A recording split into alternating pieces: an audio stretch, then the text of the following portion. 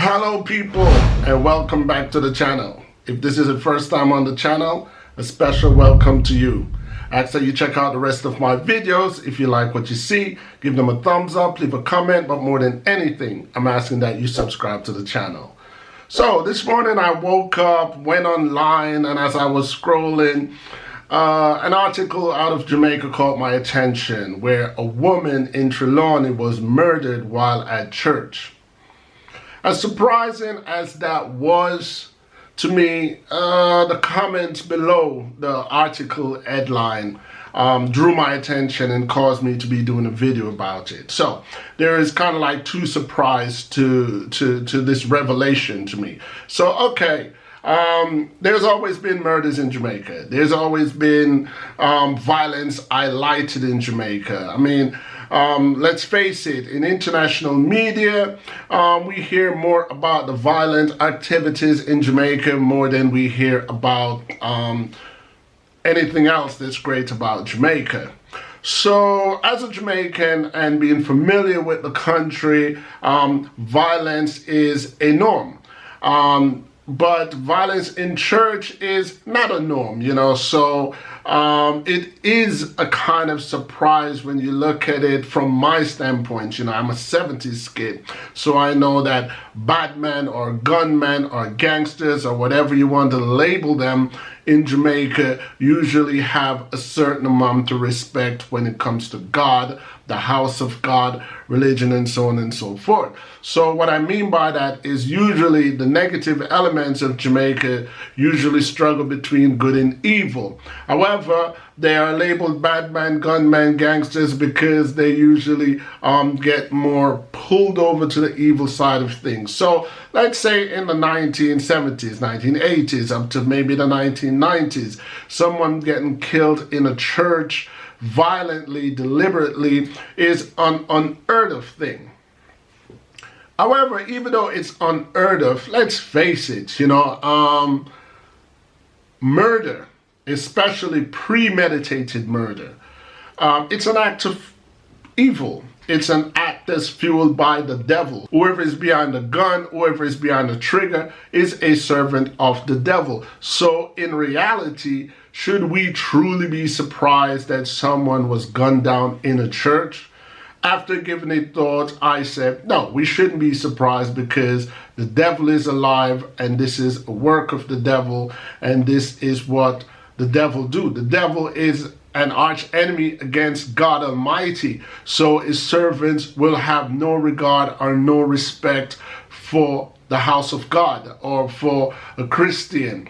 Yes, I see some comments where some people says, well, if they had to kill her, then might as well they should have just wait until she left church, etc., etc., etc. I don't quite see the difference. We just have to wake up and realize that as time clocks by, the state of the world, I wouldn't just point it and say Jamaica, the state of the world is getting worse and worse. So morality, the values of humanity is declining more and more as the clock ticks, as time goes by. The youths of today are our children. You know, people like myself. I have a son that's 19. I have another son that's in his 20s. So they are like our children that are doing these evil acts.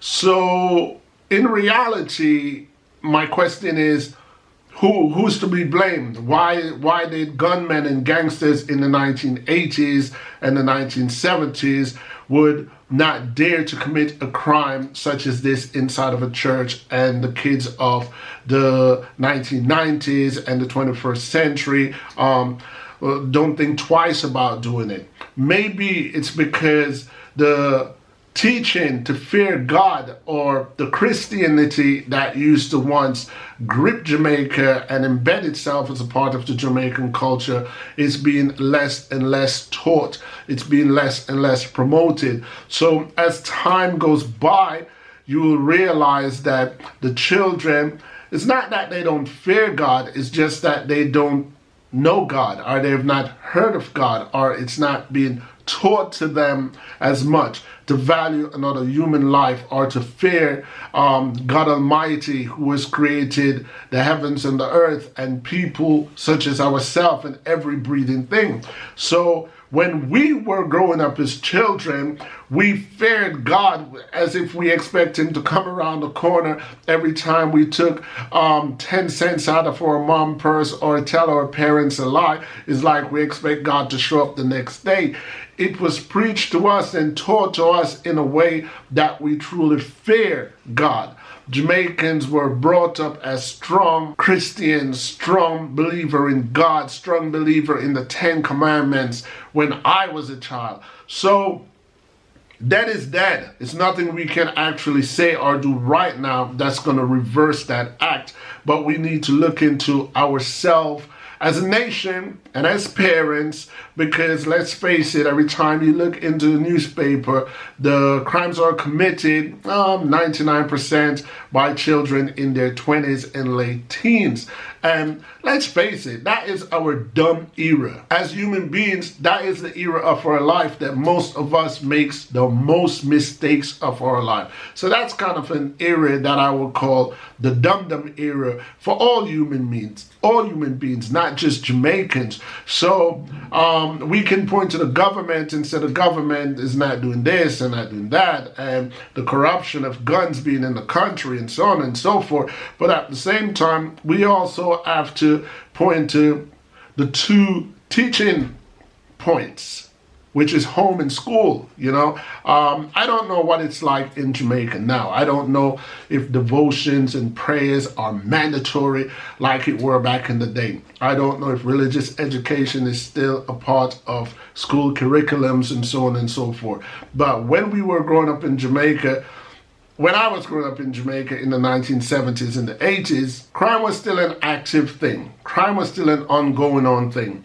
People kill people, people shoot people, people stab people, and so on and so forth. Most people that used to die back in the day when I was a child, it used to be out of illiteracy and ignorance, because people would kill people just because they voted for JLP or PNP. Yes, okay, there would be other killings such as misunderstanding, or you stepped on my shoes in a dance hall, or the boy there looked upon me away, I'm gonna like the way I'm gonna look. It's all equals to ignorance. And even until today, I would still point to the fact that murders in Jamaica, most of them are being committed by ignorance, because Jamaica continues to be a country strong-armed by uncivilization. We, in the 21st century people, we are still uncivilized. Jamaicans, when I say we're uncivilized, I don't have the time to separate who are civilized and educated from who are not civilized, uneducated. When it's good, I brand all of us as Jamaicans. And when it's bad, I still brand all of us as Jamaicans. So we are a highlighted uncivilized nation among the nations of the world. We lack the ability to reason. We lack the ability to agree, to disagree, and we seem as if the only solution we have to any insults or any disagreement or any opposition is violence. And as long as we are not taught to come out of that dark era, that tunnel vision of illiteracy and ignorance, these things will continue to occur, and these things will continue to be worse year after year. Because killing someone in Jamaica, it happens, like I said, but killing someone in a church, I could only think to the illiterate wavelength of this individual or these individual trying to say, well, I'm going to prove to show whoever how evil I can be, how dangerous I can be, that not even God I respect. Man, I kill man, and I will kill her even in the church. It's irrelevant to me what was the underlying reason. The only thing I've read is that this lady works in the NCB bank as a credit card officer, and that's all the news left us with. And they actually left us with that cliffhanger so we can speculate that it has something to do with money or a credit card or a scam, or I'm not going to get into that. I don't know why this woman was killed or the reason behind it, but my my core reason for this video is that we as Jamaicans need to take responsibility for the actions of Jamaican people and not just embrace only the positivity that other Jamaican ensued. So what I'm saying is we need to, if it's not being done, we need to start teaching the children of tomorrow about the devil being alive and God being alive, and we need to teach the children the same morals that I was brought upon, where I had to fear God. I had to rethink about committing evil acts, whether that is a lie, whether that is stealing, whether that is coveting, whatever, as long as it's negative. You know, I was brought up to burn that out. And the reason why I was brought up to burn it out is because as I was growing up as a child, I was taught that good is good and evil is bad. So I love that aspect of my Jamaican culture, because when I moved overseas to live in places like America or the UK, I realized that people didn't fear God, and most people didn't even believe in God. Some people I even came across people who worshiped the devil, and they were proud to say they worship the devil. So those revelation made me appreciate my Jamaican culture more. Speaking of my Jamaican culture, it is clear that Jamaica wants to be like the United States of America and wants to adapt foreign cultures.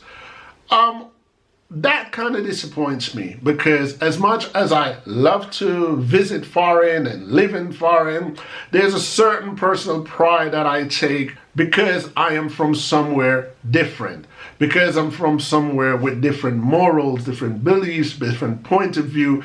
I like the uniqueness of the Jamaica that I am from. So to realize that my country and the culture is just being diluted year after year to become like another country, irrelevant if it was Canada, the UK, France, or even Switzerland where I'm at, I would still be equally disappointed, because Jamaica is losing its uniqueness. It's losing its strong belief in God. It's losing its belief in purity, and there's penalty for evil actions by getting blindsided by other cultures, by TV commercials, by movies. Speaking of movies, at the same time, Jamaican artists who DJ or sing and promote gunshot in a people's head back and send them 6 feet under and all that.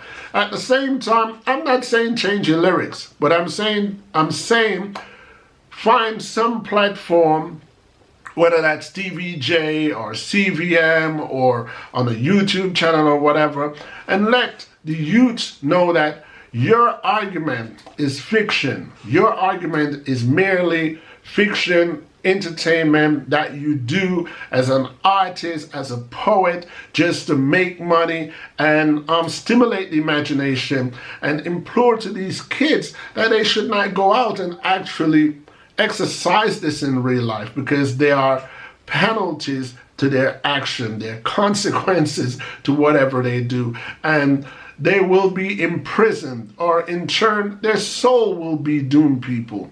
So, you know, without going into too much of the news itself, the surprise element of this incident being taken in the church, plus the reaction from the commenters, yes, it is surprising because it's not a norm in Jamaica, but take it as a sign where this could become worse in the future. And at the same time, should we truly be surprised? This in reality is an act of the devil, and the devil is a foe of God Almighty and anything that represents God. So if we're looking at it fairly and squarely, it should not be a surprise, because evil don't respect good and the devil do not respect God. Anyway, people, that's pretty much all I have to say today. But because it's really my first video of the year that's targeting Jamaica.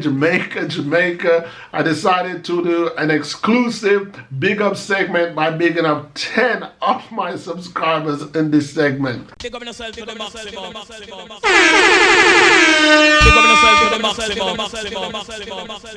Joy, RJ, Wiz, Evelyn D, Margie I. Phillips, Princess Able by God, In the Travel Life of Danelle, Marva Roberts, Victoria Coleman, and last but not least, let me big up Malachi J. Big up yourself. Big up yourself to the maximum. Big up yourself to the maximum. Like I say, people, that's pretty much it for today. Let me know how you feel about this vlog. Let me know how you feel about the incident. Let me know if you agree or disagree with my views, because as you know on this channel, I appreciate thumbs up and thumbs down, agreement and disagreement, people, because at the end of the day, each one teach one. You've reached the end of my video, and that in itself is a support that I truly appreciate. And while I'm at it, I will take this time out to let you guys know other ways that you can support my channel. The first and simplest way that you can support my channel is by giving this video a thumbs up. And the second and most important way that you can support this channel is by hitting that subscribe button and subscribe to my channel and follow me through my YouTube journey. Other ways that you can support my channel is by going to my Teespring online store and buying some of my merch.